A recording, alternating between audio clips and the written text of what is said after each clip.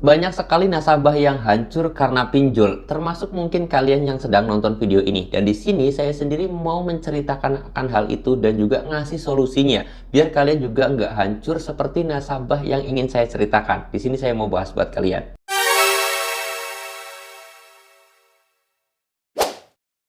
Assalamualaikum warahmatullahi wabarakatuh teman-teman semuanya. Pada kesempatan video kali ini saya ingin membahas yang namanya sebuah kisah ataupun sesuatu hal yang mungkin bisa jadi pelajaran buat teman-teman semuanya. Dan saya harap kalian juga tidak terjerumus terhadap yang namanya kehancuran pinjol ini. Bukan pinjolnya yang hancur, tapi kalian sendiri ya. Karena saya sendiri dapat DM dari Instagram, dia sendiri bercerita dan saya sendiri kutip dulu. Kalau kalian mau konsultasi gratis sharing bareng sama saya, kalian boleh langsung DM aja Instagram saya. Linknya sudah saya sediakan di deskripsi video ini. Kalau kalian ada pertanyaan, mau konsultasi ataupun sharing bareng sama saya, boleh banget, dan itu gratis tanpa ada biaya apapun. Kalian tinggal ceritakan aja kronologisnya seperti apa, terus kemudian apa aja hal-hal yang kalian dapetin atau perlakuan DC itu ke kalian itu seperti apa, kasusnya seperti apa, ceritanya seperti apa, kalian ceritakan aja langsung ke Instagram saya aja. Linknya sudah saya sediakan di deskripsi ya teman-teman semuanya.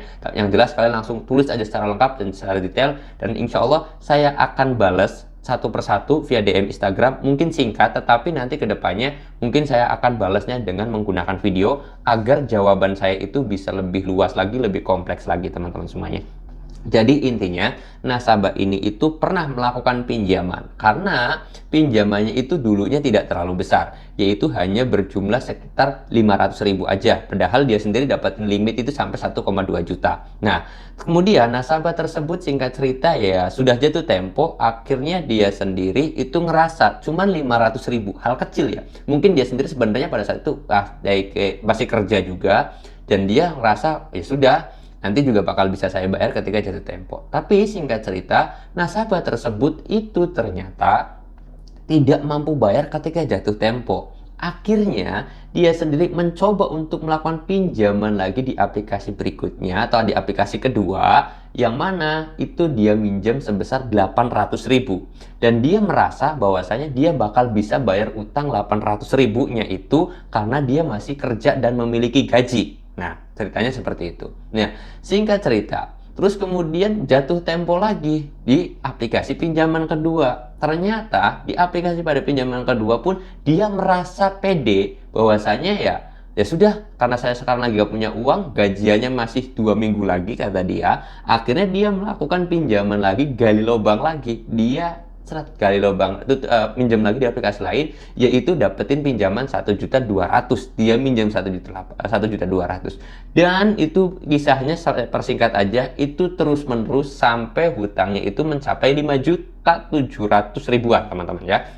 Nah, setelah 5.700.000, dia sendiri baru mulai kewalahan. Itu terjadi pada tahun 2023 akhir, teman-teman. Nah, singkat cerita, nasabah tersebut akhirnya karena terbiasa awalnya itu melakukan gali lubang tutup lubang, akhirnya ya dia sendiri terus melakukan sampai detik ini pun dia terjerat banyak sekali pinjol, yaitu totalnya sekarang mencapai 22.300.000-an. Nah, kenapa hal itu bisa terjadi? Berawalkan dari 500.000 sekarang menjadi 22.300.000. Kenapa? Dia sendiri menyepelekan yang namanya gali lubang tutup lubang. Padahal saya sendiri sudah sering bilang banyak banget di video saya, nggak tahu berapa kali, jangan pernah melakukan gali lubang tutup lubang, jangan pernah melakukan gali lubang tutup lubang, itu jangan. Dan akhirnya karena hal sepele ya, awalnya 500.000 karena dia sendiri punya penghasilan katanya itu mencapai 4.100.000, itu gajinya dia. Tetapi karena dia itu menyepelekan gali lubang tutup lubang, yaitu dari mulai 5 juta sampai sekarang 23 juta, dan dia sendiri sekarang itu dia tidak bekerja ya, karena dia sekarang itu sudah tidak bekerja, hutangnya itu mencapai 22.300.000. Nah, ini menjadi pelajaran juga buat teman-teman semuanya, yaitu jangan pernah menyepelekan gali lubang tutup lubang. Walaupun kita punya gaji besar, walaupun kita ngerasa gaji kita, penghasilan kita, pendapatan kita itu bisa langsung membayar cash secara lunas ketika kita melakukan gali lubang tutup lubang. Nah, kenapa Karena ya dari sini kita nggak sadar terhadap bunganya, kita nggak sadar terhadap dendanya, kita nggak sadar biaya administrasinya dan lain sebagainya, itu kita nggak sadar. Karena bunga pinjol itu sangat besar sekali, 0,3% per hari. Artinya kalau sampai 1 tahun itu bisa sampai 100% lebih, teman-teman ya. Jadi saya harap teman-teman semuanya, sekecil apapun hutang kalian atau sebesar apapun hutang kalian, jangan pernah melakukan gali lubang tutup lubang. Sekecil apapun hutang kalian, sebesar apapun penghasilan kalian, jangan pernah melakukan gali lubang tutup lubang. Memang dasarnya atas dasar dia sendiri, kenapa dia itu melakukan gali lubang tutup lubang pada saat itu ya mungkin karena baru pertama kali minjem, diteror terus, diteleponin terus, dia sendiri risih karena belum waktunya gajian, ya akhirnya dia minjem aja dulu. Ya sudah, karena risih lagi, ditelepon, diteror dan yang lain sebagainya, akhirnya minjem gali lubang tutup lubang itu terjadi, teman-teman ya. Jadi saya harap kepada teman-teman semuanya, jangan pernah meremehkan gali lubang tutup lubang walaupun itu kecil dan kalian punya penghasilan besar bisa menutupi itu, jangan pernah, karena itu kalian nggak sadar terhadap bunga, denda, pajak, nggak ada pajak, maksudnya biaya administrasi dan yang lain sebagainya itu pastinya ada kan.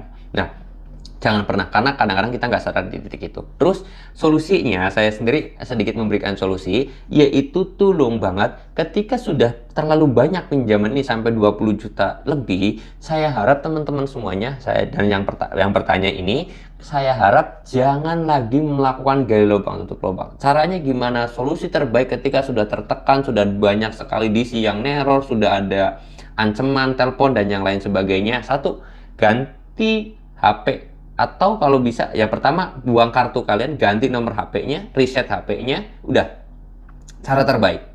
Karena apa? Karena kalau misalkan kalian itu selalu terbebani dengan yang namanya pikiran pinjol, dan yang lain sebagainya, kalian akan ngedrop, kalian nggak bisa fokus usaha. Karena saya sendiri punya pengalaman bahwasanya ketika saya itu melakukan pinjaman karena takut pada saat itu saya sendiri sampai menukarkan HP, tukar tambah HP kasarnya. Karena pada saat itu ya kalau nomor udah jelas saya ganti, WA saya ganti, akhirnya saya itu tukeran HP dengan orang gitu loh, tukeran HP karena takut diteror lagi, karena ganti nomor ternyata masih datangnya pakai email. Ketika pakai email ya tetap aja kena spam dan yang lain sebagainya, takut, akhirnya saya sendiri berusaha untuk tukar tambah HP, teman-teman. Nah, dari situlah saya itu ya kurang lebih sekitar butuh waktu 2 minggu hilang pikiran saya terhadap pinjol, baru saya itu bisa merintis usaha pada saat itu jualan jualan baju, teman-teman, jualan baju, rintis-rintis. Alhamdulillah saya sendiri bisa fokus terhadap usaha saya. Dan setelah saya selidiki bahwasanya kita itu tidak bakalan bisa mencari uang, berusaha, bekerja, fokus untuk mendapatkan penghasilan kalau kita terus diteror oleh DC, teman-teman. Karena ya pikiran kita harusnya memikirkan bisnis, memikirkan gimana caranya dapetin uang, tapi pikiran kita karena masih sering diteror, masih sering diancam, itu pikiran kita kepinjol.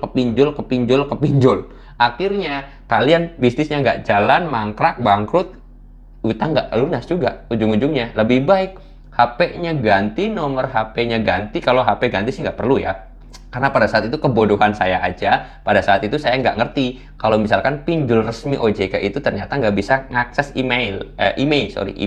Nah, kalau misalkan pinjol ilegal kan itu bisa akses email ya. Saya sendiri sampai tuker HP karena saking ketakutannya. Seperti itu, teman-teman. Nah, ya singkat cerita, ya sudah, pada saat itu ambil pelajarannya, jangan sampai kalian itu terfokus kepada pinjol, sedangkan pinjol itu akan merusak pikiran kalian. Lebih baik kalian fokus cari kerja, cari uang, cari usaha, gimana caranya dapetin penghasilan. Kalian kalau masih takut terbebani dengan hal itu, kalian lebih baik reset HP-nya, ganti kartunya, kalau bisa tukar tambah HP, karena mungkin pernah kalian itu melakukan pinjol ilegal ataupun apa, itu kalian bisa lakukannya. Intinya, buang dulu pikiran kalian terhadap pinjol, barulah fokus ke usaha, teman-teman semuanya. Kalau misalkan nonton YouTube terus membuat kalian mentalnya lebih bagus, itu alangkah lebih baiknya, teman-teman ya. Oke, mudah-mudahan informasi ini bisa bermanfaat, dan sekali lagi ini berdasarkan cerita, pengalaman, dan saya sendiri sedikit memberikan solusi terhadap pengalaman saya sendiri terjerat pinjol, teman-teman ya.